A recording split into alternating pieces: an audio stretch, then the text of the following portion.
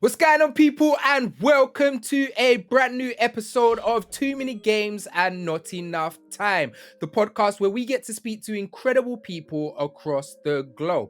Do you know, I realize I've been doing this pod for like 2 years now, and I never introduced myself at the beginning of the pod because I just assume you know who I am, but this might be the first time you're seeing my amazing face. So I go by the name of Mr. Midas. Now, if you're new to the channel, make sure you show some love. Make sure you sub up. We are working towards 5K. We want to hit 5K by the end of the year. And thank you for all of the love and the support for the podcast. But it's not about me. It's about our incredible guests. Now, on today's episode, we have a model and a gamer. You can see her doing up runways and magazine covers. She is a Fortnite addict, so you'll catch her jumping out of the battle buffs. She loves to swear and she don't care. Paris HK, welcome to Too Many Games and Not Enough Time. Hello, thank you for having me. Super excited to talk some gaming to you. How are you feeling? Feeling really good. I'm gassed. I'm excited. So we met recently. We haven't even known each other too long. Met through a mutual friend, Els the Witch. Shout out Els at a Mario event. And it's funny because I've been aware of you for a while from your modeling side and didn't even really know how much of a gamer you are. And what's super dope is I've been in the gaming industry for like 7 years now.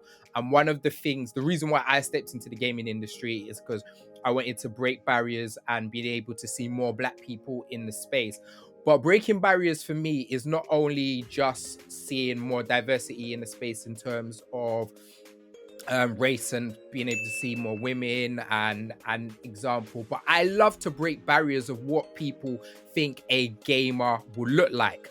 Like, you are a very pretty girl, you are a model, you be doing your thing, but you actually love video games. So we're gonna go straight into it and talk about a mutual love of both of us. Paris, why do you love Soul Calibur so much? I absolutely love Soul Calibur, and it was honestly just one of the first games that I remember playing as a kid. I actually played Soul Blade first, I think, but Soul Calibur was really the game that I fell in love with as a child.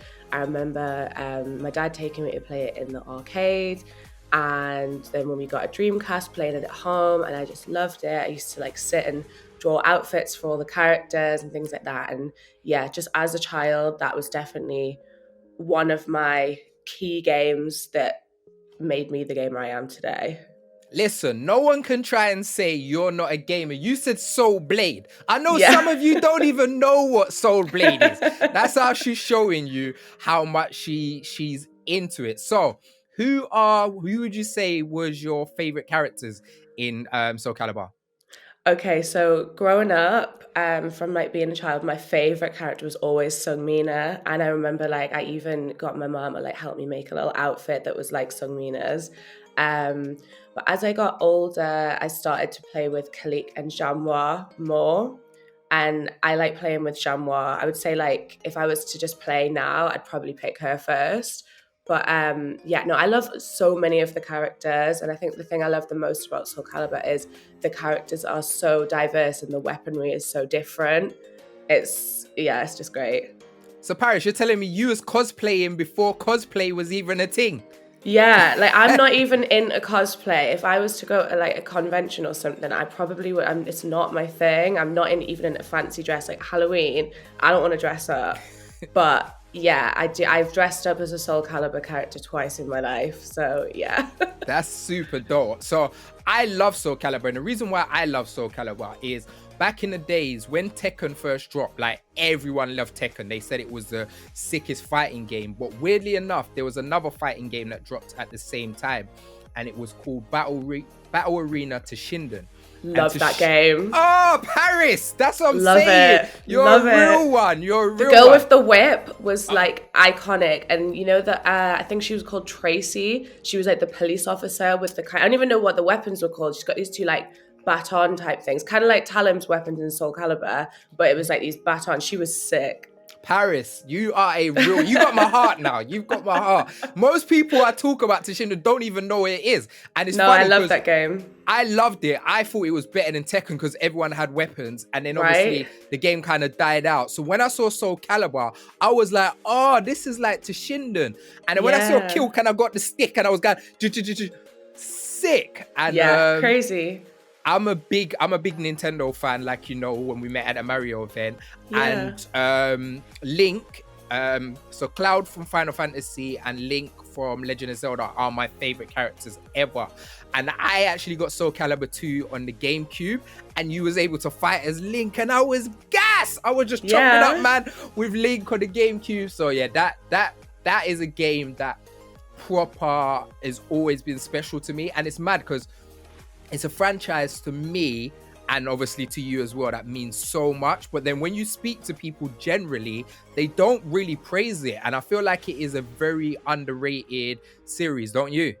Yeah, I feel like it is definitely underrated, and I feel like it's quite niche. I mean, any gamer that I've spoke to knows about Soul Calibur, but most of them are like Tekken heads, or they're not really into fighting games like that. And I feel like even now fighting games aren't as big as they were in the 90s. Fighting games were really like the thing. So yeah, anytime I connect with somebody that like loves Soul Calibur or Soul Blade, it's always dope. Like just talking about the characters, and the customization level was just there. Like, you know, they had all these sick outfits, and you could unlock the secret outfits, and you could change their weapons. Like each character had like multiple weapons that you could customize. It was just sick. And Soul Calibur, and I could be incorrect, but Soul Calibur is literally the first game that I remembered with featured characters, like having Spawn for Xbox, Link in GameCube. Like, because I know like Tekken do that all of the time now, with like Negus and having Akuma and stuff like that. But that wasn't even a thing back then, like to just have featured characters. Even if you think about Super Smash is like the Fortnite of fighting now, because every single person's in it. So yeah, super dope. So yeah, you got my heart there, Paris. All right, rating. The ratings have gone up even Thank you. even more. So let's talk about your love. And I got a confession to you, yeah. And when I confess this to you, I don't want you to walk off and leave, okay? I won't. Yeah, don't walk off halfway through the podcast. I won't. I've never actually played Fortnite. Wait, okay. Let me explain. When I mean I've never actually played Fortnite, I've played games of Fortnite. I've played Fortnite at a tournament. I've played 1 or 2. But for me, if you haven't sat and done 10, 12 rounds in a row, or sat down and played for an hour, like playing 10 minutes, 20 minutes here is not really playing Fortnite. So I've never really got into Fortnite. And the first Battle Royale game I ever got into was Apex. But you love you some Fortnite. So what is it about this game that's just sucked you in? Okay, so growing up and like all my life, I was never into shoot 'em up games. I'm not good at them. The coordination, the first person shooter has never been me. And then when Fortnite came out, I remember like coming home one day and telling my little brothers, oh my God, like there's this new game out, like we need to check it out. We checked it out, and instantly my brothers were like hooked on it, and all their friends were playing it, and I was rubbish at it. It was when you had to build back then, and I was so rubbish at it, but I used to love watching it, and I was really into like all of the different locations, and the map was constantly changing, and it was just really different to like the likes of Battlefront and Call of Duty, where it was quite realistic and like war-torn areas. Fortnite was like a cartoon-esque kind of place, and it had all these cool little buildings and just all these little items and different things, and it was constantly evolving. Like I said, I was like, this is exciting. So even though I played it and I was rubbish, I ended up just watching. I'd come home from work and go straight and sit with my little brother and watch him play, and got really into it. And then when they brought out no builds, that's when I started to actually play. And now I wouldn't say I'm great at it, but I'm all right. I can get a victory royale here and there. No, you be doing things. I'll be watching you. I'll be watching you out there with your pink hair shooting up the place. You're doing bits. No, that's dope. And that is the thing that really threw me, is the building. Like I see some of these kids and they're like in the Matrix and they're like doing bare building and stuff. And I'm like, my brain just couldn't comprehend the two. And that similarity of when the no build thing came out, that was one of the things that kind of drew me into being like, oh, do you know what? This is something that I might be interested as well.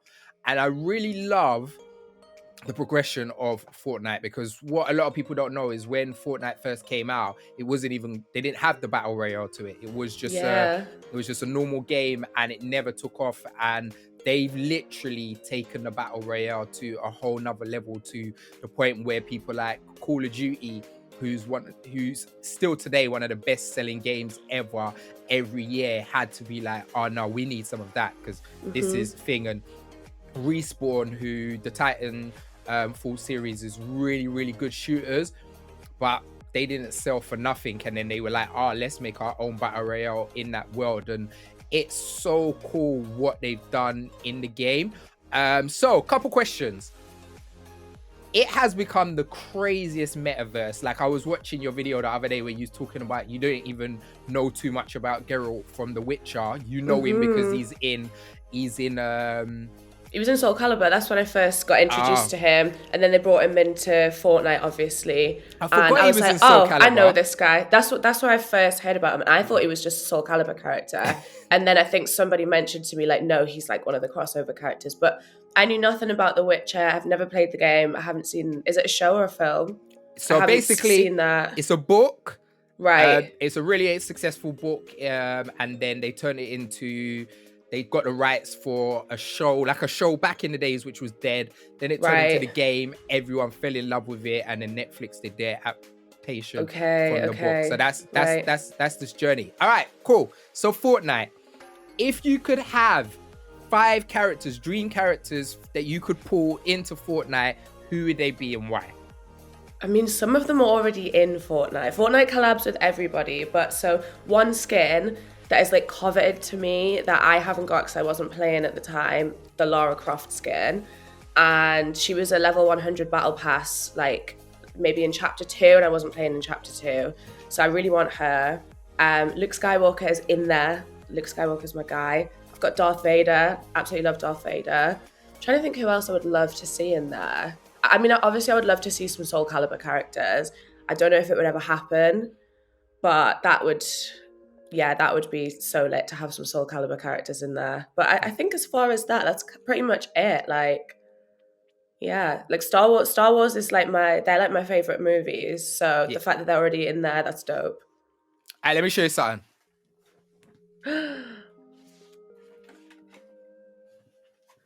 Oh my God, yes, the lightsaber. I've been wanting to see your lightsaber. So this is Cal. This isn't even my one that I built. This is actually Cal's. This is Cal's hilt from Jedi Fallen Order and Jedi Survivor.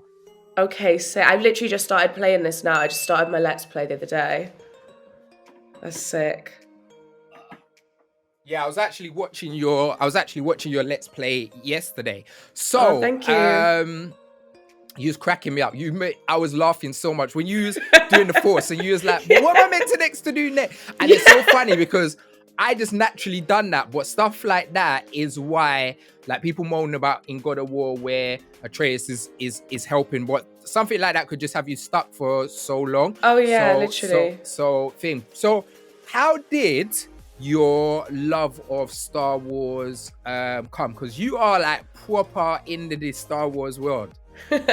Yeah, same as Soul Calibur. Like, my dad just got me into it at a young age, and like so basically my whole family, except for my mom, isn't really very like nerdy, but like my dad and my brothers were all very nerdy. Like, when we're off the pod, I'm gonna send you videos, because like one of my brother's bedrooms is sick. It's like decked out with Star Wars stuff. He's got the lightsaber he built in Disneyland. Disneyland, yeah. He built it at Disneyland, and he's got like all of the pop figures, like so many pop figures, and like Star Wars memorabilia. I haven't got as much now. It's all kind of like in the cellar, because obviously I don't live here anymore, but loads of like Star Wars and Soul Calibur like figures that are still in the box. My dad is super into like anything nerdy. He's huge into D&D and wargaming, and he's got a whole room upstairs opposite my bedroom he's got like the big table where you can play the role-playing games, and it's got like shelves and shelves and shelves of figures, and the cellar is like full of Warhammer games, comics, books, figures. It's like, this house is a nerd's paradise, honestly. It's just like it's almost like it's in my blood to be a nerd. That's so sick. So as a gamer, what would you say are your favorite Star Wars games? Favorite Star Wars games? Honestly, I can't lie, right? So Star Wars Battlefront, sick. But again, I wasn't very good at that. I even enjoyed the Star Wars Lego games. Like, I would say those are the ones that I enjoyed the most and I wasn't like terrible at. Like, I'm a huge gamer and I'm really into gaming, but I'm not the best gamer. And I don't think people watch my videos because I'm like a sick gamer. I think they watch it more because they can see I'm genuinely into it. And like you said, like my commentary will just crack you up because I'm probably like most people where I get confused and I'm just like, what? Like, what's going on? Like, do you know what I mean? I feel like it's kind of more endearing rather than people watching me because I'm going to get these sick headshots and smash through a level really quick. I'm more realistic.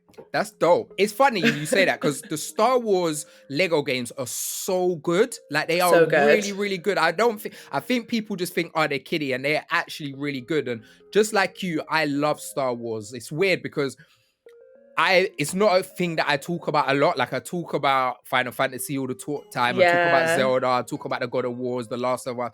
What people don't know, like Luke is my G. Like that is my don from day dot. And I proper love Star Wars. And there was never a game that I really got into until Jedi Fallen Order. Right. And I know you're pretty new in it, but Jedi Fallen Order is so sick. Like Cal is such a dope pro tag. And you see me, I've been gaming for years. I love games. Paris, I do not like these hard Souls games. For me, oh no, it's like someone got my head and licked it against the wall over it. I'm not into it. I cannot parry for shit.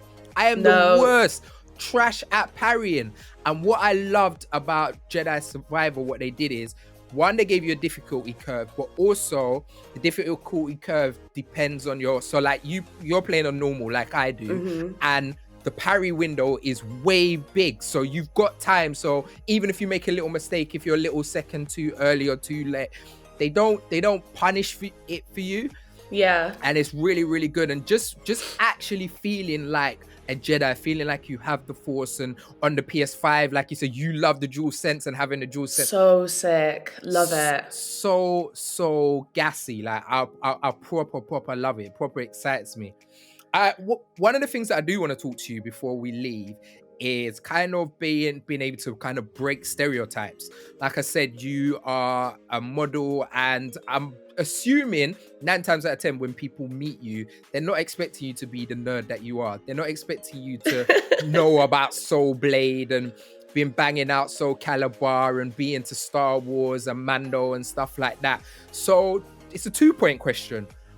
One is, how important is it to you to kind of break those stereotypes of what people assume a gamer and a nerd will look like? And 2, do you find like it's more of a challenge because you are who you are and you model and you do the stuff you do, that people don't want to take it as serious? Yeah, so I mean, yeah, like you said, first off, most people don't really think it. And then I've even had people like, I've been wearing a Star Wars t-shirt before and someone's been like, you're not into Star Wars. And then they'll like ask me a question as if to like test my Star Wars knowledge. And then when I get the question right, they're like, oh, like, and it's just like anybody can be into these kind of things. But yeah, it is really important for me to break those stereotypes because I just believe that, you know, there's no rite of passage, and it's even if you've never really been into these kind of things and then all of a sudden you want to get into gaming or the Star Wars universe or whatever, because especially with Disney taking over Star Wars now, there's going to be this whole new influx of Star Wars fans that didn't necessarily grow up on the original trilogy or even the prequel trilogy.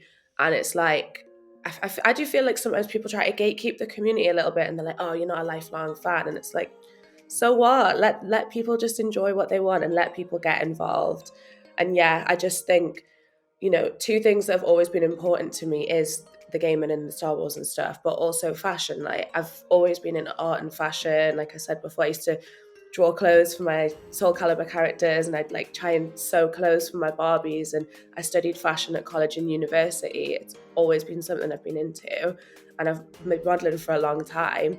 And I think it's just really nice to shout about the things that you love. And if you can find a way to make those intertwined, then that's amazing. Yeah, it's so important. And the thing that really annoys me is there's no one person who's just into one thing.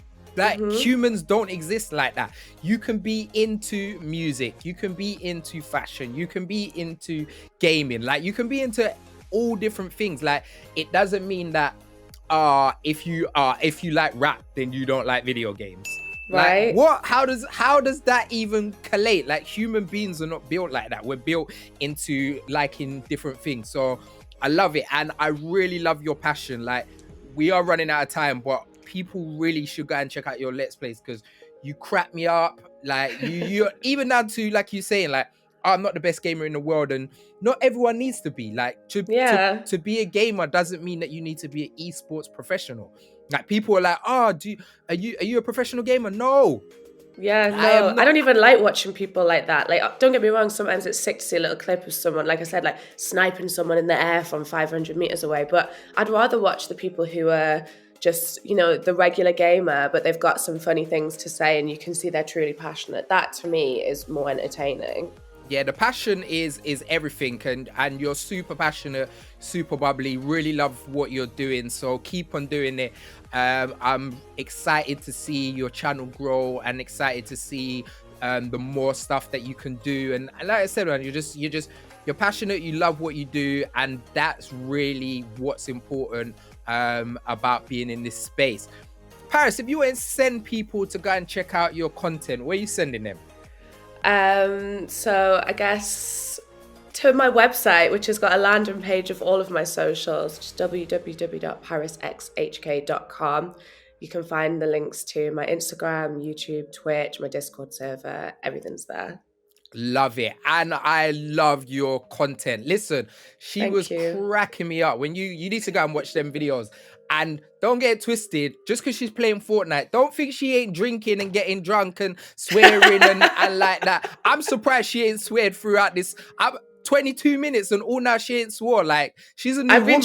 I've been trying my hardest to clean my act up, because honestly, did you see my little vlog the other day when I was like, I am trying to not swear, and then I had some bad food and I started swearing. I was like, I need to just chill.